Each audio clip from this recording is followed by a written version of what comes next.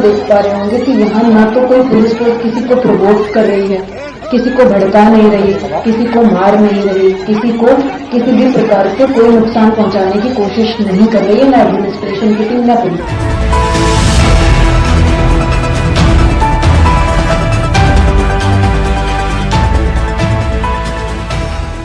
अधिकारी जो है उन्होंने वार्ता नहीं करी अगले दिन सुबह 10 बजे। बिल्कुल गलत कहा। असल में डीएम मैम साहिबा ने जो है वो कह दिया वहां पर, कहा नो कमेंट, कोई कमेंट मत करना, हम खामोशी सुनते रहे। कि हमने कहा जब बात पूरी होगी तो हम अपनी बात कहेंगे।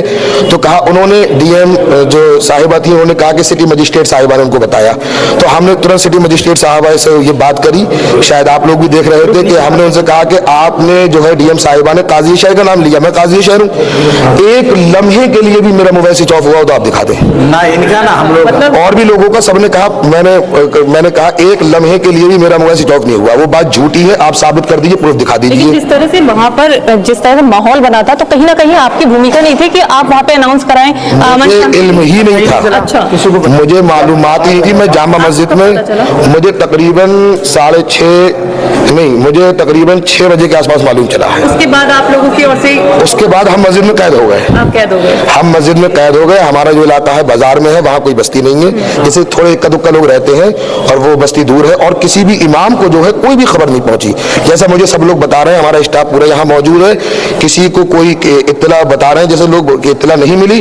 और मैंने तो साफ कहा डीएम साहिबा से, कहा उन्होंने बात नहीं सुनी, आगे निकल गई वो, कि अगर मेरा मोबाइल एक लम्हे के लिए भी स्विच ऑफ हुआ होता, आप प्रूफ कर दें, दिखा दें। सारी रात, चूंकि मैं एक अजीम ओहदे पे हूँ शहर में, शहर काजी हूँ, तो मेरे पास शहर भर से फोन आ रहे थे, कॉल आ रही थी। मैं सोया भी नहीं, तकरीबन बहुत देर से कहीं जाकर मुझे नींद आई है, थोड़ा बहुत जो सोया हूँ। तो एक लम्हे भी हमने मोबाइल बंद नहीं किया, ये बात गलत थी, सरासर इल्जाम था हमारे ऊपर। जिलाधिकारी की ओर से जो आपसे अपील की गई है कि जो भी इसके पीछे गुनहगार है, क्या आप मदद करेंगे? अभी हमें मालूमात नहीं है। 8 फरवरी में जो हिंसा हुई थी वो अचानक नहीं हुई। एक नियमित तौर पे सिस्टमैटिकली प्रदेश के मुख्यमंत्री के नेतृत्व में सरकार ने एक ऐसा माहौल बनाया जिससे सांप्रदायिक सद्भाव में दरार बने हैं। देखिए, डर का माहौल तो है, और ये सिर्फ यहाँ नहीं, जब नूह में जो घटना अभी हाल ही में हुई, वही चीज हुई कि जब आप लिख रहे हैं कि 5000 अज्ञात अक्यूज हैं, तो सभी डर में होंगे।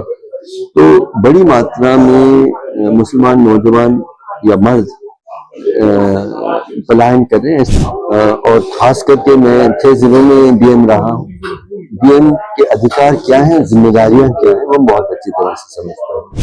तो जो भी राजनीतिक तौर पे एक राजनीतिक माहौल बना है, आरएसएस के मुख्यमंत्री हैं और वो अपना आइडियोलॉजी के हिसाब से चलाना चाहते हैं, कि मारे जाने वालों की संख्या काफी ज्यादा थी। इसका एक और बड़ा कारण ये भी है कि अगर आप बुलेट इंजरीज के साथ आप सरकारी अस्पताल में जाएं, तो पहली चीज तो आपको बंदा ही माना जाएगा। तो लोग क्या वो छिपे हुए हैं, डरे हुए हैं, अपने इलाज के लिए गए हैं या नहीं गए हैं, ये मतलब कर्फ्यू जब खत्म होगा, चीजें लोग सामने आ पाएंगे, तो कुछ स्थितियां और साफ होंगी। बहुत दुर्भाग्यपूर्ण स्थिति है। सबसे पहले मैं कहना चाह रहा हूं कि ये हिंसा भी जो हुई, ये कोई कौमी हिंसा नहीं थी। ऐसा नहीं कि वहां के हिंदू नागरिकों ने वहां के मुसलमान नागरिकों के खिलाफ या दूसरी तरफ मुसलमान नागरिकों ने हिंदू नागरिकों के खिलाफ किस तरह की हिंसा की। ये प्रशासन और सरकार ने एक किस्म की कार्रवाई की, एक तरीके की कार्रवाई की, जिसके कारण से हिंसा हुई। और उसको एक मतलब उसको ऐसा स्वरूप दिया जा रहा है जहाँ जिसमें एक कौम के लोगों को ही उसके लिए जिम्मेदार ठहराया गया। उससे जो सांप्रदायिक सद्भाव की परंपरा उत्तराखंड की और उस शहर की है, वो टूट गया है, बिखर गया पहली बार। वो मुझे सबसे खतरनाक उसका पहलू लगता है। और ऐसे दरार जब एक बन जाते हैं समाज में, उनको जीना मुश्किल होता है, और बहुत कुछ हम लोगों को मेहनत करनी पड़ेगी। और तात्कालिक तौर पे जो नाइंसाफी हो रही है, धरपकड़ हो रहा है, लीगल और इलीगल डिटेंशन हो रहे हैं, उस सब के भी परिणाम हम वहाँ देख रहे हैं। लोगों की तरफ से डायरेक्ट वहाँ की जो डीएम है वंदना सिंह, उन पर आरोप लगाए जा रहे हैं कि वो कार्रवाई कर रही हैं और उनकी ही प्रशासनिक फेलियर की वजह से ये सब चीजें हुई हैं। इस पर आपका क्या है?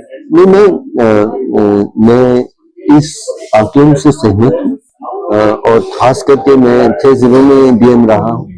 डीएम के अधिकार क्या हैं, जिम्मेदारियां क्या हैं, वो बहुत अच्छी तरह से समझता हूँ।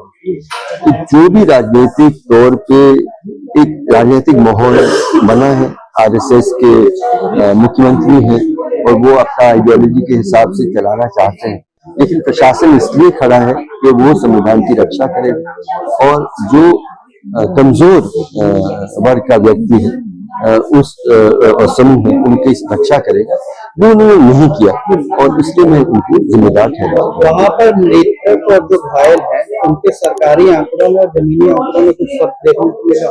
देखिए, क्योंकि हमें उस जगह उस क्षेत्र के अंदर जाने की इजाजत नहीं मिली, ना अस्पताल जाने की, तो हम मतलब स्ट्रांगली इसका जवाब नहीं दे सकते, लेकिन ये जरूर कह सकता हूँ कि आरोप या शंका प्रभावित लोगों की बहुत है कि मारे जाने वाले लोगों की संख्या काफी ज्यादा थी। इसका एक और बड़ा कारण ये भी है कि अगर आप बुलेट इंजरीज के साथ आप सरकारी अस्पताल में जाएं तो पहली चीज तो आपको बंदाई माना जाएगा, तो लोग क्या वो छिपे हुए हैं, डरे हुए हैं, अपने इलाज के लिए गए हैं या नहीं गए, ये मतलब कर्फ्यू जब खत्म होगा, चीजें लोग सामने आ पाएंगे तो कुछ स्थितियां और साफ होंगी। लगातार एक आंकड़ा बाहर सामने आ रहा है कि 300 मुस्लिम परिवारों ने जो हिंसाग्रस्त इलाके थे वहां से पलायन कर दिया, उस पर क्या है स्थिति?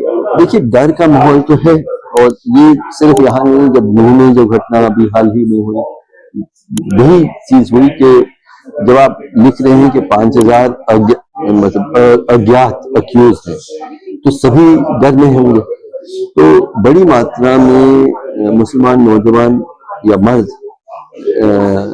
पलायन कर रहे हैं, ऐसे हमने सुना है। डर कितनी संख्या में गए हैं वो तो मालूम नहीं है, लेकिन जब तक सरकार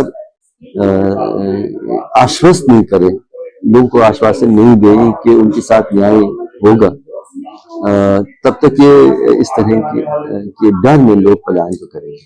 आखिरी सवाल कि आप लोगों ने जो फैक्ट फाइंडिंग रिपोर्ट रिलीज की है, अगर मैं इसे 2 लाइनों में पूछूं तो आप इसको कैसे समराइज करेंगे? 2 लाइनों में मुश्किल है, पर मैं ये कह रहा हूँ, चलिए इतना मैं कहता हूँ कि